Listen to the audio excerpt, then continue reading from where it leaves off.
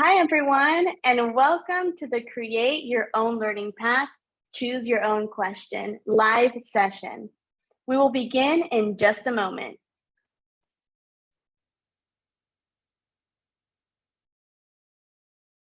If you have any questions for our speaker during the session, please write them in the live chat, and we will answer as many as possible at the end. Okay, Colin, you can begin. All right. My name is Colin. I'm the Executive Director of Admissions at Quest University, Canada.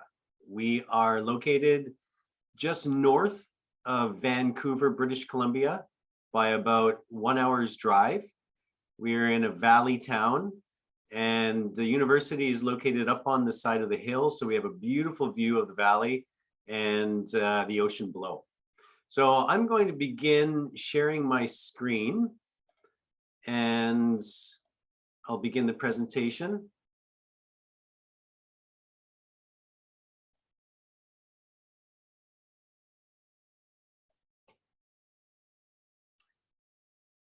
Okay, this is a view of our campus. We are a new university. We were formed in 2007. Now, for a young university like ours, we have the luxury of learning from decades of experience when we developed our academic model. So what I wanted to talk about today is what 21st century learning is and how we teach using 21st century learning practices here at Quest University. Okay. So talking about what 21st century learning is, well, what we're looking at is a shift away from traditional university experiences. Universities have what some people call an industrial revolution era model of education, where it's like an information factory. You go into class, you sit down, you listen to a professor speak, you take your notes, and then you leave. Okay, so it's information in, information out. But this model of education has existed for decades and almost for centuries in some cases. So when we developed our university, we looked at everything from neuroscience, psychology, best practices in education pedagogies. We talked to professors, we spoke to students, to administrators and staff, and we really came up with a model that puts the student at the center. And that's really what 21st century learning is. It's a shift away from an administrative model into a student-centered model. Now, you may notice that over the years, some jobs have become more and more specialized. Right? You used to have very general kind of roles.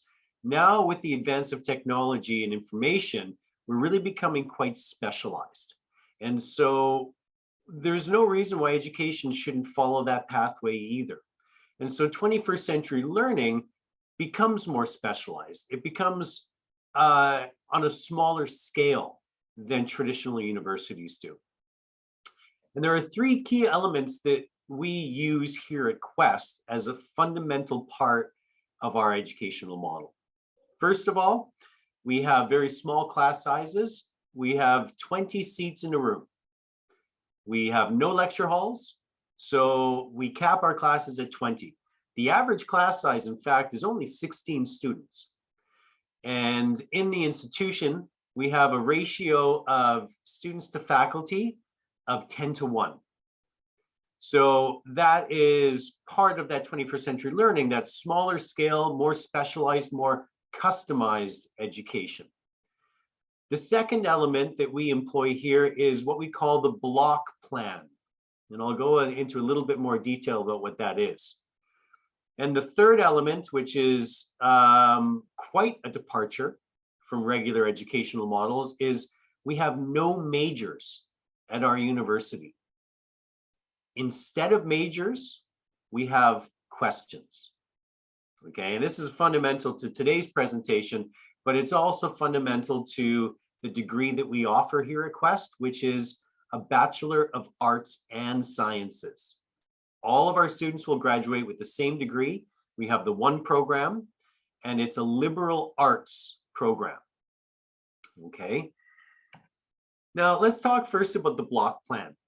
Now, with traditional universities, students would take in one semester maybe 4 or 5 courses, and they take those courses concurrently at the same time. And so sometimes it can be very challenging for students if it's the middle of the term or the end of the term, when they have a number of final exams, midterm exams, assignments and essays and other projects due. So it can become a real time management nightmare.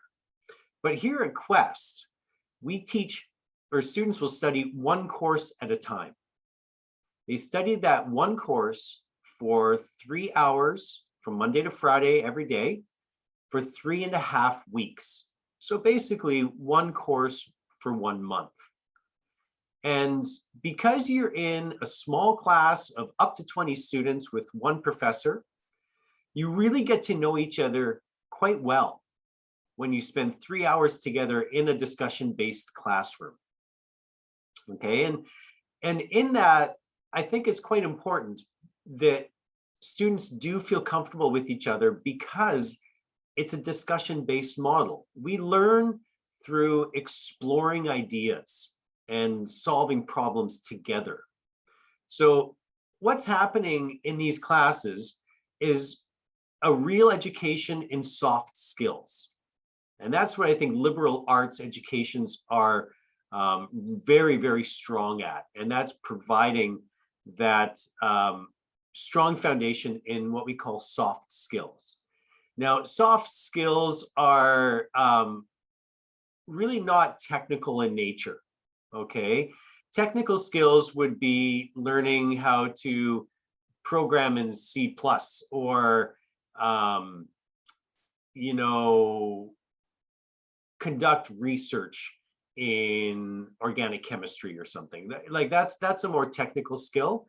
But what we're teaching here are fundamentals, like what I refer to as the 4 C's of education: communication skills, collaboration skills, critical thinking, and creativity. Now, there are a number of different reports that you can seek online that refer to the soft skills that are in demand. And those 4 C's that I referred to are commonly referred to as top soft skills to have. So with the block plan, what actually happens in an average class is the professor, who we call a tutor, because they don't profess information, they guide students like a tutor would, okay?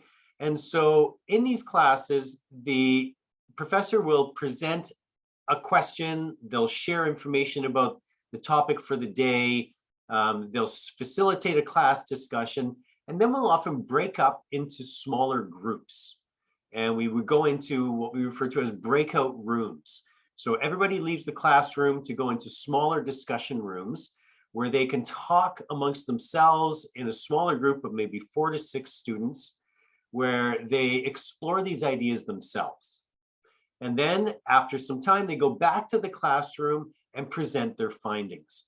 So this is what we would refer to as the flipped classroom, where the teachers are no longer teaching, it's the students that teach other students, okay?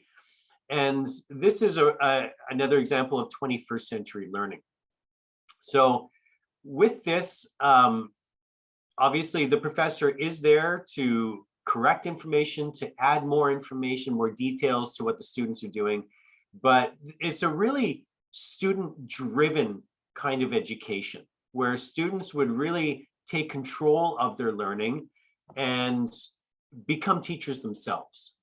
Because in a classroom, we see there are 21 teachers, not only one teacher. With people that come from around the world to study here, we can learn so much about their cultures, their values, their perspectives.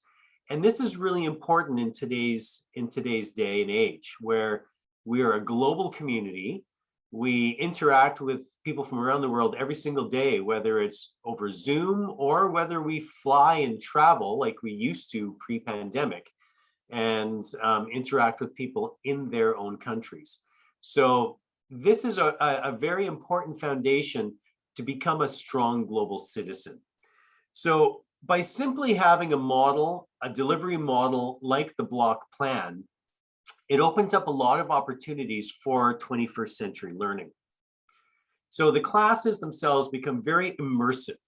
When you study one class at a time for a month, you can really dive deep into some of these areas, okay? Being a discussion-based model, it's a very interactive model. And it's also very collaborative because we work in groups a lot. And these are skills that are in demand in the workforce. So every day we are working on these soft skills. Now, with the block plan, there's also a lot of flexibility that provides. So when you only have one class and you're with the same people for 1 month, the professor can take you outside of the classroom and take you into the forest or down to the ocean or into the city, into a factory, whatever your course is. We can do these day trips and sometimes week-long trips because there's no other conflict with your schedule. This is your only class. And so we can do very unique things that a regular class at a traditional university can't. So going back to these soft skills, I talked a bit about the critical thinking, the creativity, the communication. Those are going back to the 4 C's of education. But from an article on LinkedIn this past February, they listed what they saw and what they heard from feedback from industry leaders, what the top soft skills for 2021 are. So these include problem solving, critical thinking, innovation, creativity, communication, and the ability to deal with complexity and ambiguity. So this list of soft skills, this is literally what we are doing every day in our classrooms in these discussion-based models. Now, there are a lot of other transferable skills that you'll be learning here at Quest, okay? They're all listed here.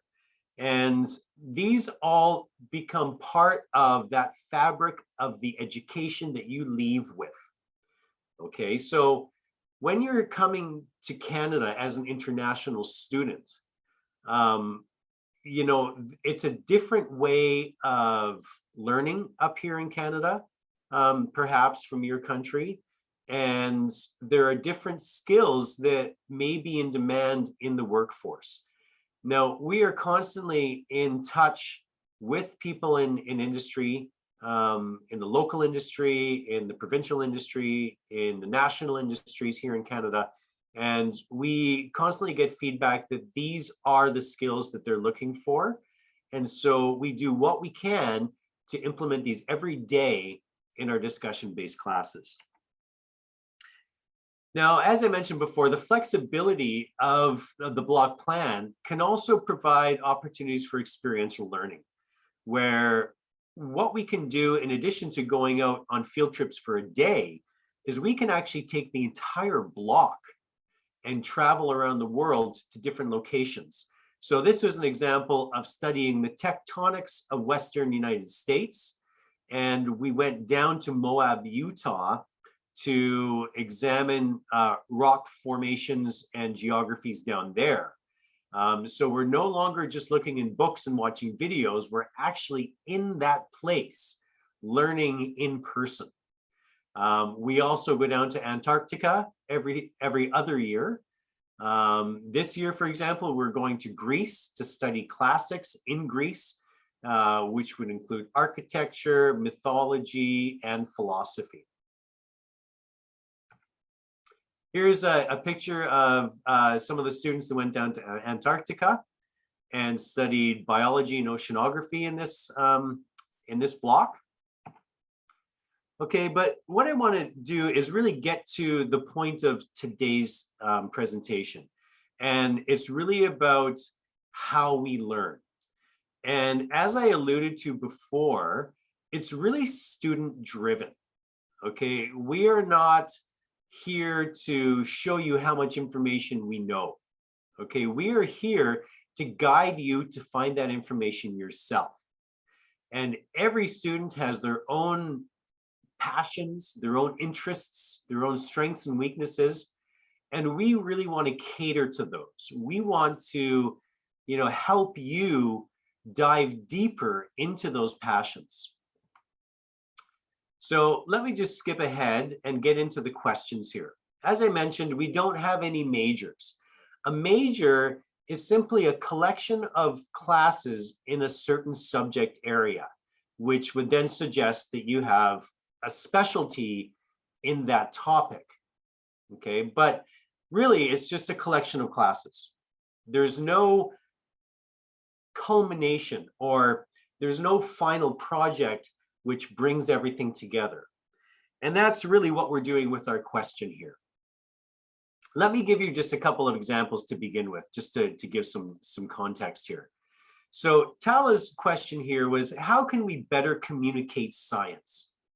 So she took courses from 3 core areas. So media studies, visual arts, and sociology. As she was taking her classes, she was obviously in a class with a number of other students who each had their own question as well. So as she's learning information in these classes, she's viewing that information through the lens of her question. So she's always thinking about, how can we better communicate science? So doing her media studies and learning about communications techniques, learning about media and different formats of media, she was thinking about, well, how can science be communicated through this medium or using this technique? And so it becomes a 2-year journey over the last 2 years of your studies to pursue this question. And in the end, you would present your findings in what we call a Keystone Presentation. And with the Keystone, what that really is like is similar to a master's thesis or a PhD dissertation. When you go to grad school, you have these final projects which really bring all of your knowledge and learning in that area together. And it really becomes a deep well of knowledge that you can present to the faculty. So here we do this at an undergraduate level, and we present it to both the faculty, but to the other students on campus as well. And in 14 years, we've never had 2 students with the same question.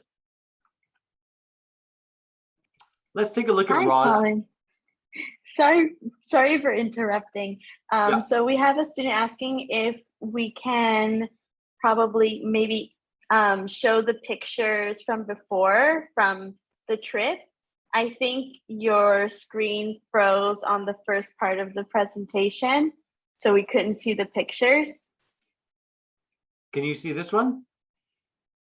No. Oh, have you only seen the first screen this whole time? Yeah. Oh my goodness, I had no idea. No, you're good. You're good. Okay, because I've got 2 screens. I was presenting on the other screen, and there was some Oh, fantastic right. you guys were missing. Yeah. Yeah, we want to see those pictures. Okay. There we go. Well, I'm not sure why it wasn't presenting on my other screen, but anyway, I'll just do it in this model here. So this is an example of the students down in Moab, Utah, and that's a picture of the students down in Antarctica. Okay, I'm sorry about that. I had no idea that was happening. So let's just pick up where we left off with Roz here. So her question was, how can we understand complexity?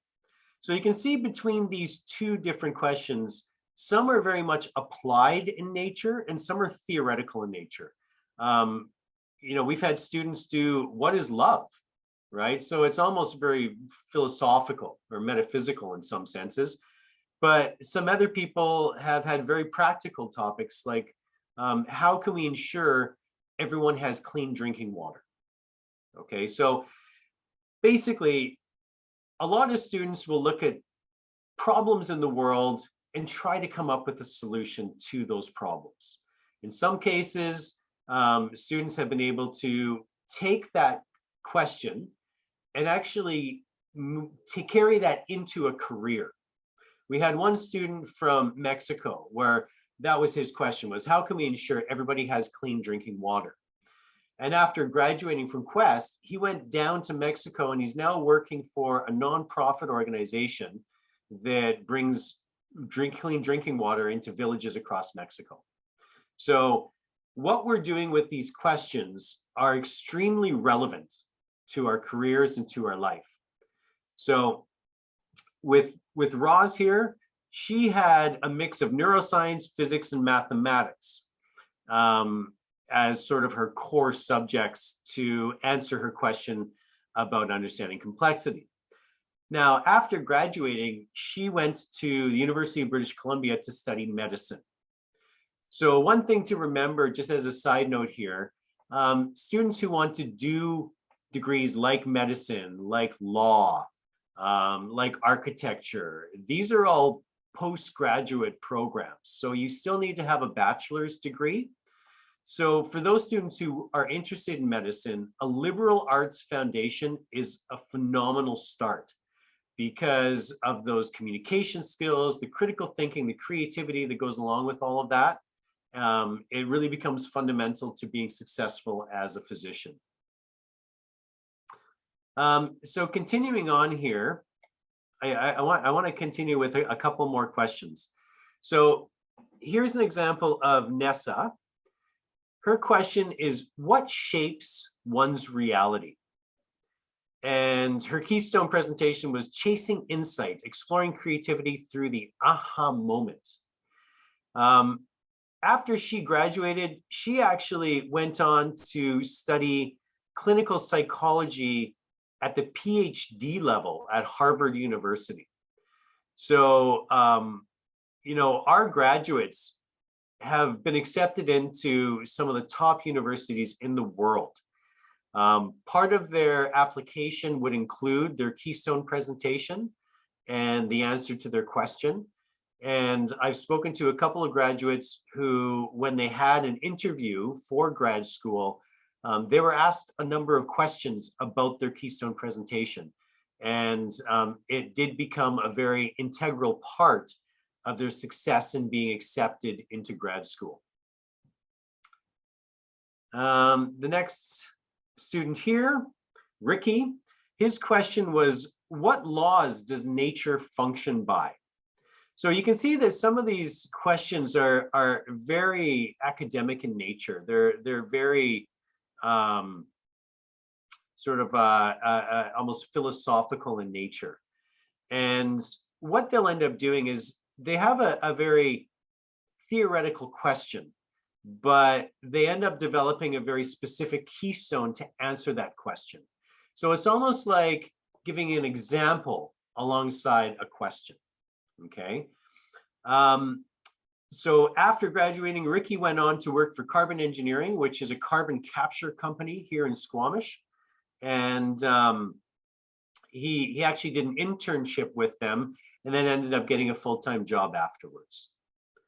The last example that I'm going to give before we move on is another student who did a question leading towards medical school. And so she went to University of Toronto after graduating from Queen's University's medical program. So her question, how can we ensure effective and responsible healthcare? Well, she used the example of Obamacare in 2014 and used that as an example of how she could answer her question. So in order to summarize, because I know we're running out of some time and I do want to leave some opportunities for questions. The question that our students pursue really becomes that major that most students have at regular universities, but is sort of a major at another level, right? It's another level of intensity, of depth, and of insight into their subject or topic of interest. And when we go back to 21st century learning, It's really about personalizing education. These days of 400-seat lecture halls are ineffective. They're over. That train's left the station. So I think it's really important for institutions around the world to really start looking at a more personalized nature of education. And that's really what we've tried to do here at Quest. So I hope that this information has been helpful. I'm sorry about the technical difficulties with presenting, but I'd like to leave the last few minutes for any questions that you may have. Thank you so much, Colin. That was very insightful. And even if we couldn't see like the beginning of the presentation, it was, we didn't really notice because you're so good at speaking. So thank you. So Colin, we do have a question for you. So a student is asking for a tip. What do you think would be the best tip to give to an international student wanting to study abroad, in this case at Quest? Take chances. That's the best advice I can give. Take chances. You know, go outside of what makes you comfortable. If you stay in a safe place where you don't put yourself out there, you're not going to grow.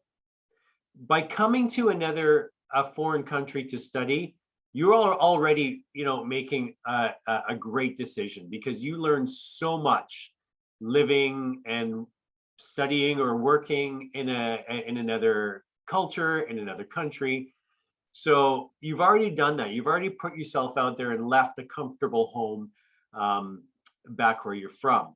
So take chances in school, take chances in your classes, take chances in your assignments, in your essays. This is where you're going to grow. This is how you're going to expand your knowledge, expand your understanding of yourself, right? I think that that's a really important part of university, is coming to understand yourself, your own values, what is important to you, your perspectives, and where you sit on different topics in society. And the best advice that I can give is just take those chances and leave your comfort zone. Definitely. And that's super important to hear for all of our students that are taking their chances right now at the fair, visiting the booths and speaking to school representatives. This is a great opportunity for everyone to get to know that this opportunity is actually something that can happen, and they'll enjoy it very much. Exactly. Excellent. Excellent. Thank you, Colin. And we have one more question very quickly before we have to wrap up. The question is that if there are any job opportunities at Quest University as an international student. Yes, and I must say, following Shelley from Whistler Adventure School, we're in the same region. They're a 45-minute drive away from our university. They are in a mountain town. We're in a mountain valley town as well. So we have the same issues with a shortage of a shortage of employees in the service sector in particular. So there are lots of jobs available in town. On campus, we do have a number of jobs available as well. They don't have a lot of hours because we want to make sure our students are studying, but we have everything from admissions ambassadors that help out the admissions team here. We have different assistants for research, for lab assistants. So we do have jobs available on campus, but there are plenty of jobs available in town for students who do want to work more hours. Perfect. Well, thank you everyone for joining this session. If you'd like more information, please feel free to chat with Colin Boguski directly or visit the Quest University booth. See you at the next session. Thank you, Colin. Thank you. Thank you so much. Bye-bye.